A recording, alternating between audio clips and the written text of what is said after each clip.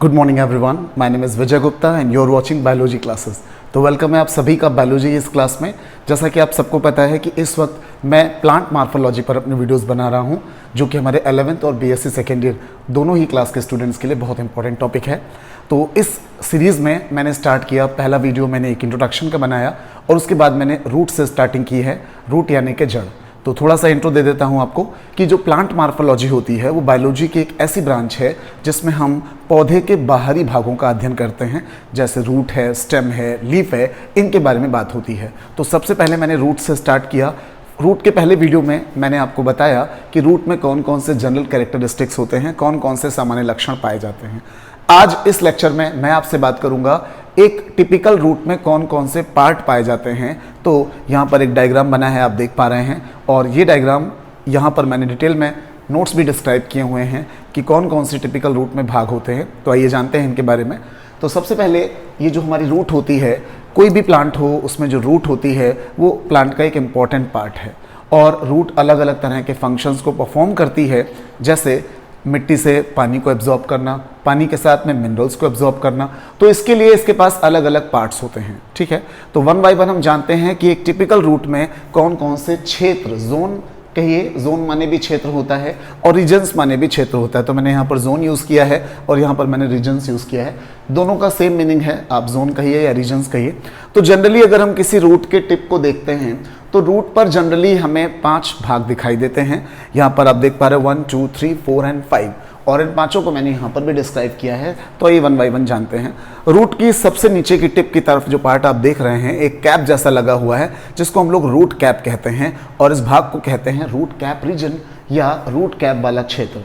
Root cap Hindi में मूल गोप कहलाती है, और रूट कैप का मतलब होता है एक ऐसा कैप जो रूट की टिप पर फिट है और वो रूट को प्रोटेक्ट कर रहा है। जैसे जैसे रूट मिट्टी में नीचे की तरफ ग्रो करेगी, मिट्टी में जाएगी नीचे की तरफ, तो हो सकता है कि कहीं पर उसको कोई स्क्रच लगे या वो रगड़ से खराब हो जाए या कोई बैक्टीरिया फंगस उसको खराब कर दें। तो इसके लिए रूट टिप पाई जा रही है। रूट टिप पर एक कैप लगा हुआ है, that is the root cap, और रूट कैप रूट को प्रोटेक्ट करता है। तो आइए नोट्स में भी देख लेते हैं इसको, रूट कैप रीजन के बारे में, कि the tip of the root is covered by a cap like structure. Root की जो टिप होती है उस पर एक कैप के जैसी रचना पाई जाती है, known as the root cap, जिसे हम रूट कैप कहते हैं। It protects the apex of the root. ये रूट के अग्रभाग को, एपेक्स का मतलब सबसे अगला भाग, तो रूट के अग्रभाग को प्रोटेक्ट करने का काम करती है of the root as it makes its way through the soil. जैसे जैसे रूट मिट्टी के अंदर अपना रास्ता बना रही होती है, नीचे की तरफ बढ़ रही होती है, वैसे वैसे इसको प्रोटेक्शन देने का काम कौन करता है? हमारा रूट कैप करता है। तो ये था root cap reason.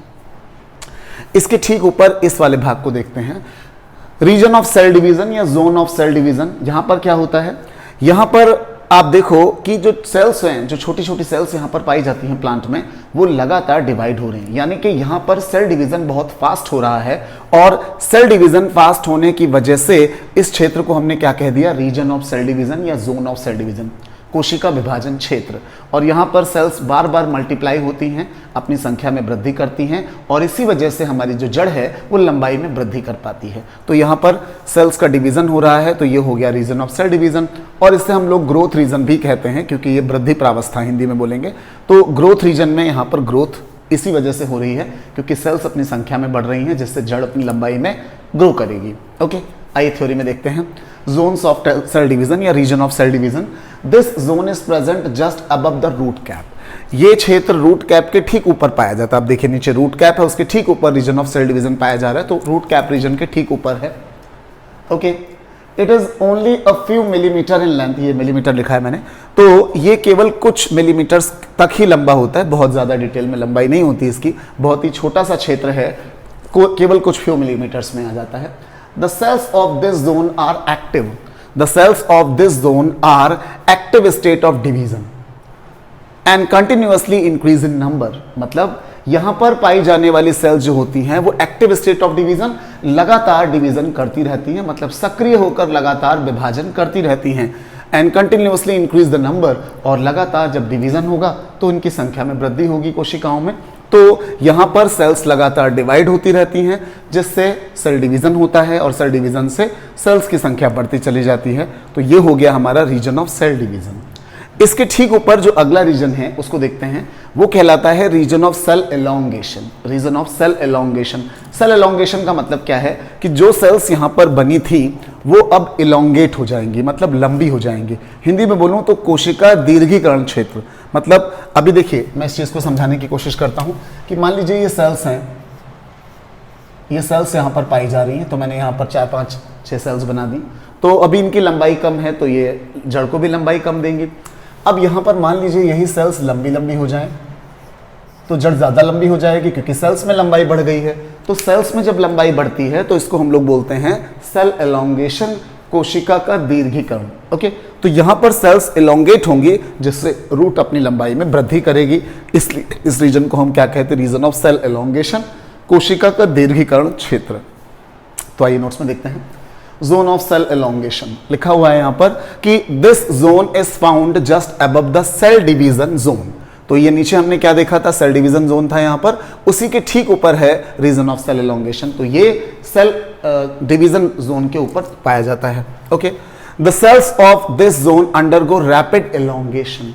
The cells of this zone, इस क्षेत्र में पाई जाने वाली सेल्स अंडरगो रैपिड एलोंगेशन, लगातार, रैपिड का मतलब लगातार होता रहता है क्या, एलोंगेशन, दीर्घीकरण यहां पर, एंड एनलार्जमेंट, और सेल्स अपने आकार में बड़ी हो जाती हैं, लार्ज हो जाती हैं, and responsible for the growth of the root in length, और ये उत्तरदायी होती हैं जड़ की लंबाई में वृद्धि करने के लिए।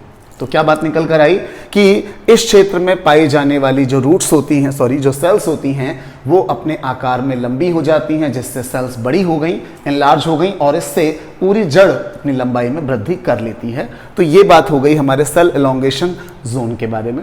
अब इसके ऊपर आते हैं। इसके ऊपर आप देख पा रहे हैं यहां पर ये इस तरीके के आपको धागे जैसे दिखाई पड़ रहे हैं, ये होते हैं रूट हेयर्स। रूट हेयर्स का मतलब है हिंदी में मूल रोम।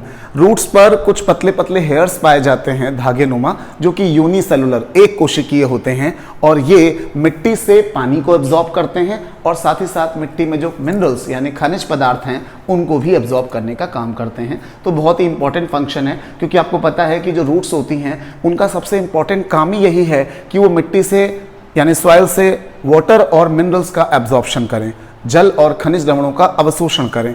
तो ये काम रूट्स का मेन है, और ये काम करने के लिए यहाँ पर कौन है, यहाँ पर पाए जाते हैं न्यूमेरस, बहुत सारे यूनिसेलुलर, एक कोशिकीय रूट हेयर्स यानी कि मूल रोम, जो मिट्टी से जल तथा खनिज लवणों का अवशोषण करते हैं। तो इस क्षेत्र को हम कहेंगे रूट हेयर रीजन, क्योंकि यहाँ पर रूट हेयर्स पाए जा रहे हैं। तो इसके बारे में भी देखते हैं कि root hair region, this region consist of numerous unicellular root hairs.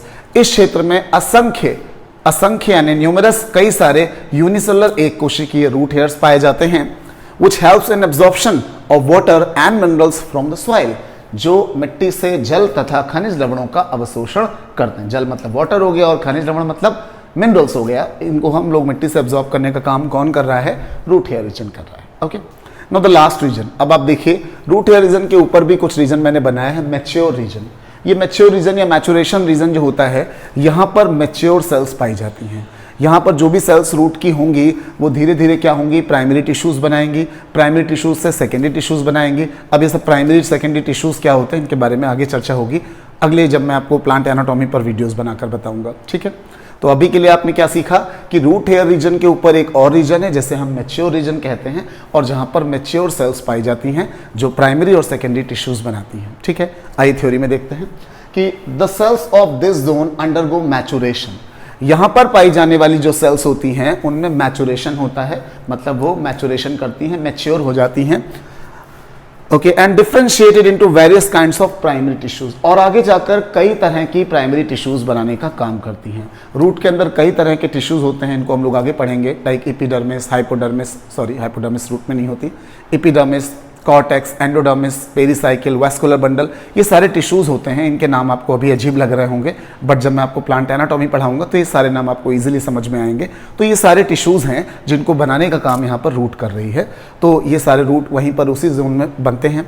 Okay, which gradually merge into the region of secondary tissue, और जो ग्रेजुअली मतलब धीरे धीरे merge into the secondary region of the secondary tissue. तो यहाँ पर ये जो प्राइमरी वाले बने थे ये सेकेंडरी टिश्यूज में बदल जाते हैं आगे इन फ्यूचर।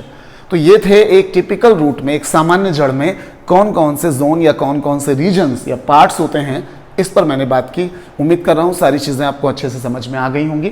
फिर भी अगर आपको कहीं पर कोई डाउट है तो बिल्कुल आप कमेंट सेक्शन में पूछ सकते हैं। और यहाँ पर फिलहाल इतना ही, मिलते हैं अगले वीडियो में रूट के मॉडिफिकेशन के साथ में। यहाँ पर इतना ही। Thanks for watching, have a good day.